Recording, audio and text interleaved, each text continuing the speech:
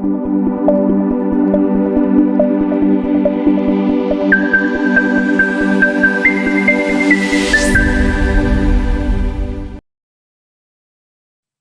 and welcome to Strategic Analysis Group's podcast. I'm your host Muhammad Bilal Iftikhar Khan. It's pleasure to have you with us today. We are thrilled to welcome back distinguished guest Irina Tsukerman to our show.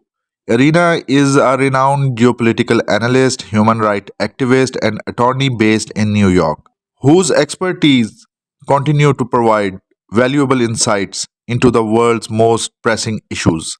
In today's episode, we will dive into ongoing dispute in Eastern Mediterranean, a region entangled in a complex web of maritime claims, natural gas exploration rights, and geopolitical rivalries. This contentious situation primarily revolves around Israel and Turkey, with Israel collaborating with Greece and Cyprus to develop Mideast pipeline project aimed at transporting gas to Europe.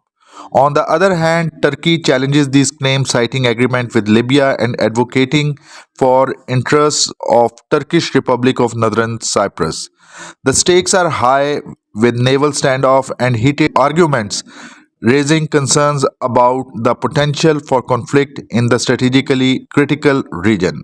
Irina, welcome back to the show. What are the primary sources of tensions between Turkey and Israel in Eastern Mediterranean?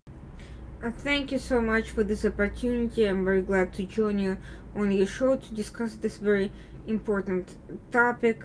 And of course, let's start looking on the primary sources of tension between Turkey and Israel in the Eastern Mediterranean. Those tensions are primarily security related.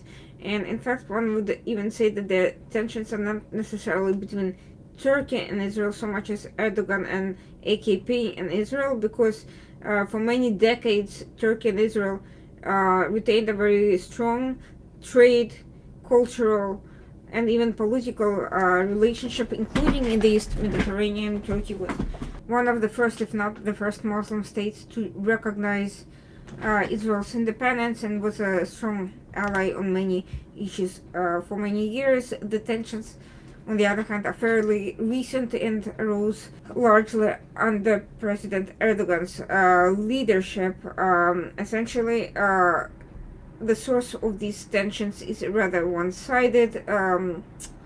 Erdogan's party is affiliated with the Muslim Brotherhood. It is highly ideological, and over time, it has turned economic grievances inside the country into a political external battle for influence and ideological influence in the Middle East, essentially projecting a sort of very aggressive image on Israel and portraying it as an oppressor of Palestinians, and essentially adopting Palestinian cause as a Muslim cause, as opposed to ethnic pan-Arab or just a more generic human rights or humanitarian cause. With that, these tensions also encompassed other concerns from Israel's perspective. Turkey was responsible for allowing Hamas to operate on its territory, and support for Gaza included flotillas in the past, which turned into violent confrontations with the Israeli military. Assorted political pressure from the top echelons of the political offices, loud proclamations and threats, and direct support to Hamas in Gaza, including through weapons and explosives. Eastern Mediterranean became a fraught area in terms of both security and economic concerns, with Israel increasingly gravitating to the major East Mediterranean gas bloc, which included Egypt, Greece, Cyprus, Italy, and UAE, and of course Eastern Libya to some extent. Turkey sought an opportunity to seek out gas deposits in the EastMed and to cooperate with other countries. On the other hand, in recent years, the presence of Israel amidst these gas exploiting states was a major obstacle. Its tensions with Greece and Cyprus over assorted political matters, some of them historic in nature, others more exacerbated by the militancy of Erdogan's AKP, all caused also exacerbation of relations and tensions with Israel as well. So basically, Israel is seen to be more part of the more pro-Western bloc. Turkey is seen as more resurgent, more territorially aggressive. It has made very aggressive moves in the EastMed. It was seen as making very provocative military moves against Greece and Cyprus, also potentially threatening Israel's gas and oil work in the region. So these tensions also threaten the economic interests of Israel. On the other hand, Turkey sees Israel as a major competitor alongside Greece and is essentially resentful of the close and growing relationship between Israel, Greece, and Cyprus, which at one point planned an independent pipeline which was supposed to be financed or backed by the United States. The Biden administration moved away from that project. And Turkey has also looked to create its own alternatives in the EastMed to anything Israel-backed. So we are seeing this sort of political and economic competition between them. Of course, Turkey's claims to maritime territory and resources in the EastMed, including competitive claims to Greek and Cypriot interests, exacerbated political tensions that were already going. Now, Turkey, even before Erdogan's party came to power, has had historic competition over these maritime claims, territorial claims, and assorted political claims with both Greece and Cyprus. Of course, northern Cyprus is very much under Turkish control. Greek Cypriots have resented all of that. So in that sense, some of these tensions are nothing new, but Erdogan's view of reawakening Turkish national pride under both religious and ultranationalist ideological pillars, essentially turned economic competition into an economic battle with which nearly came to blows, to a point of conflict. Another issue, of course, was Turkish delivery of weapons to Western Libya, which at one point had a very strong military standoff with Eastern Libya. There are two different governments. There's government of Haftar, which is largely supported by Egypt and has positive relations with Greece and Cyprus. It has created exclusive economic zones, special zones for free trade with Egypt, Greece, and Cyprus. Turkey has very much tried to sees all of Libya as a neo-Ottoman territory where it wants to exert influence. It has sent basic militias to Libya to fight on its behalf. It has backed sort of Muslim Brotherhood elements and specific Western-based militias against the East. So that entire route through the maritime area in EastMed has become fraught with conflict and tensions over Turkey's transport of weapons and also of militias to Libya as well. So that also challenged both the security and the economic interests of nearby countries, and coupled with these already ongoing competitive claims over maritime territories, over gas deposits and resources, created kind of a very strong standoff and separation and very divergent geopolitical visions that to this day have not been resolved. They have even impacted Turkey's relationship with U.S. Turkey has tried to acquire U.S.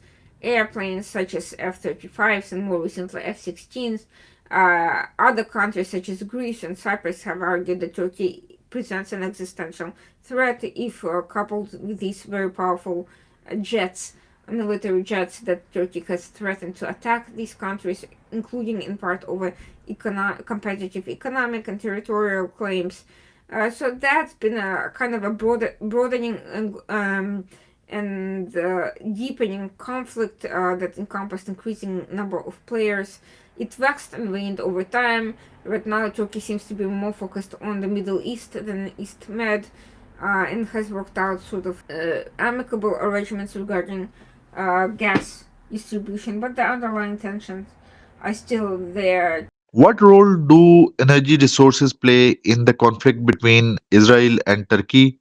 And how do their competing interests in the area contribute to tensions? Turkey is now working on a number of corridors that are of interest to Western powers, to European Union, to bypass Russian and Iranian pipelines going through Georgia, for instance. And so Turkey has now tried to turn its own geography and its own relationship to its economic and political advantage, competing with Greece and Cyprus, which are also dependent on external energy deliveries, such as from Azerbaijan through the southern corridor.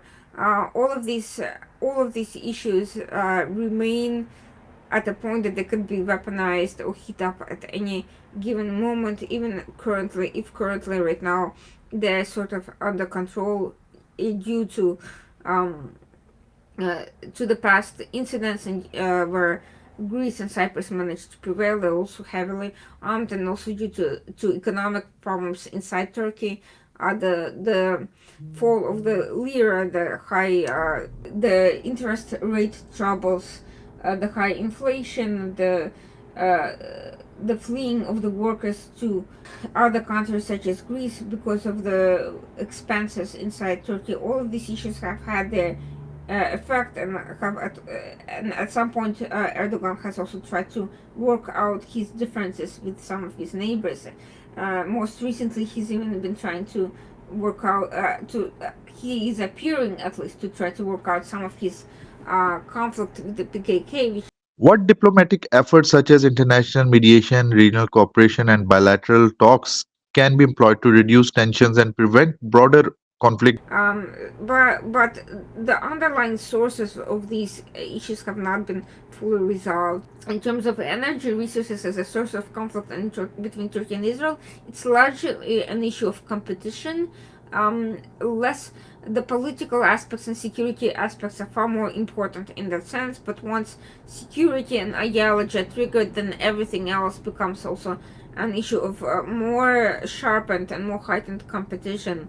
Um, I wouldn't say that their competition for gas and oil in the EastMed are the biggest source of their tensions. I would say Turkey's backing of Hamas is. I don't think Israel is threatened by Turkey's interests, only so much as insofar as Israel has very close relations and agreements with Greece and Cyprus, and Turkey's competition for maritime territory and for resources in that area could endanger some of these agreements.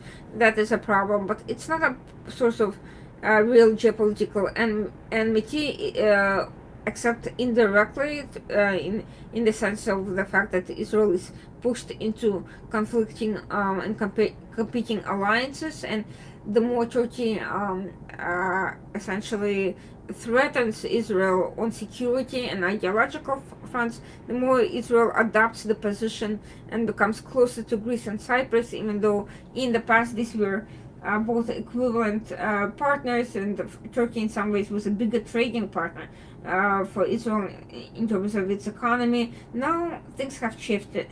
The government in Greece is quite positive towards Israel. There's a sort of ideological closeness between those governments as well as with Cyprus. And Turkey has just become one additional factor that's just bringing them closer. And at the same time, energy is just one of the energy competition. The fact that Israel is becoming a big energy player, it's providing huge LNG resources to Egypt, for instance, and that is actually turning Egypt, closing some of the pathways for potential cooperation between Egypt and Turkey, closing them off. Egypt is much would much prefer to trade with Israel, despite many social differences, than with Turkey, which is not trusted at all. But of course, Turkey's play on the Palestinian issue is also riling up tensions inside Egypt proper. So that's another issue where resources could come into play. Turkey is seeking new partners, new trade partners. It's seeking energy independence, seeking to become an energy player, and in some ways, Israel gets in the way. So ideology is also a way of confronting that economic competition, even though the economic competition is not actually the biggest factor of tensions.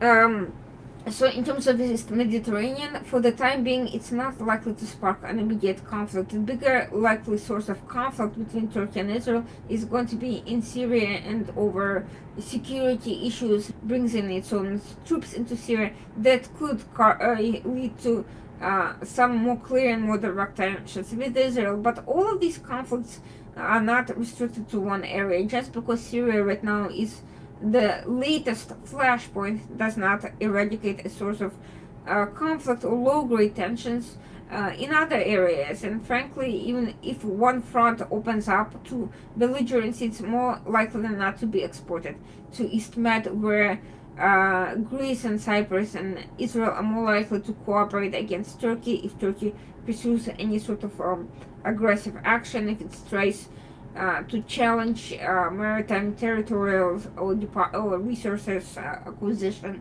Um, Israel's biggest resource-related conflict has been with Lebanon and not with Turkey in East Med. But if Turkey starts challenging Israel's cooperation with other countries, that could become another potential flashpoint if Turkey starts bringing in weapons through East Med to Syria, or vice versa, and creating destabilizing maritime security for Israel. That could become a major source of tension if Turkey turns to weaponizing local groups, creating a second Red Sea scenario, attacking Israel ships either directly or through proxies in East Med and destabilizing trade there. That's not another potential source of tension. But as it is in terms of just direct economic competition between those two countries on the basis of basic needs, that has never been the biggest factor at all. In terms of international mediation, regional cooperation, and bilateral talks, right now this has not been biggest priority for anybody, simply because the Israel's conflict with Turkey is not hot. Thank you very much, Irina, for sharing your valuable insights on Israel and Western perspective on East Mediterranean conflict. We all have our own lenses to analyze situations, and these lenses are based on our interests and what we want. So it was a version of Irina, and hopefully in next episode we will be doing a podcast with a Turkish journalist, and it will further clear what is happening in the minds of both sides. This discussion aimed to help students and enthusiasts better understand the complexities and dynamics of this critical issue. As an academic and a student of international relations, I believe in presenting balanced narratives.